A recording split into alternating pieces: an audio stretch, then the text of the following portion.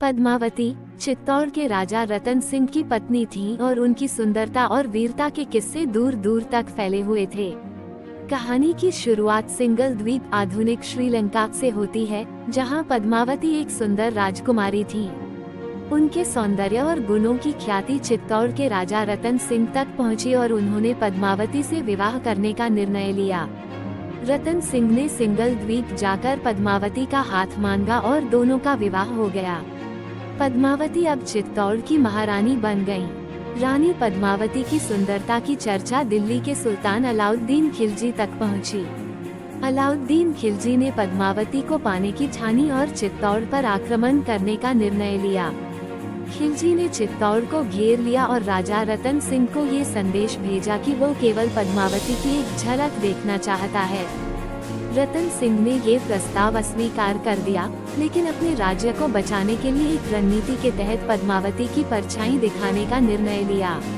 अलाउद्दीन खिलजी ने पद्मावती की परछाई देखी और उनकी सुंदरता पर मोहित हो गया। उसने चित्तौड़ पर आक्रमण तेज कर दिया और अंततः राजा रतन सिंह को धोखे से पकड़ लिया। राजा को मुक्त करने के लिए पद्मावती ने एक योजना बनाई। उसने खिलजी को संदेश भिजवाया कि वो उसकी शर्तों को मान लेगी, लेकिन पहले उसे और उसके सेवकों को चित्तौड़ छोड़ने की अनुमति देनी होगी।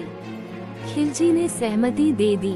पद्मावती ने अपने वीर योद्धाओं के साथ युद्ध की तैयारी की और एक रात अचानक खिलजी के शिविर पर आक्रमण कर दिया।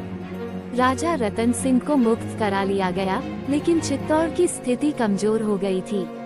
अलाउद्दीन खिलजी ने फिर से चित्तौड़ पर आक्रमण किया।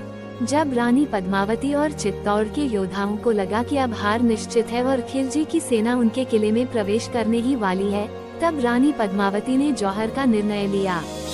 जौहर एक प्राचीन राजपूत परंपरा थी जिसमें महिलाएं अपनी आबरू बचाने के लिए आत्मदाह कर लेती थीं। पद्मावती और चित्तौड़ की अन्य महिलाओं ने आग में कूदकर अपनी जान दे दी ताकि वे खिलजी के हाथों में न पड़ें। रानी पद्मावती की कहानी वीरता, त्याग और साहस का प्रतीक है। उनकी कथा आज भी भारतीय संस्कृति और साहित्य में जीवित है। पद्मावती के बलिदान ने उन्हें अमर बना दिया और उनकी गाथा हर भारतीय के हृदय में विशेष स्थान रखती है।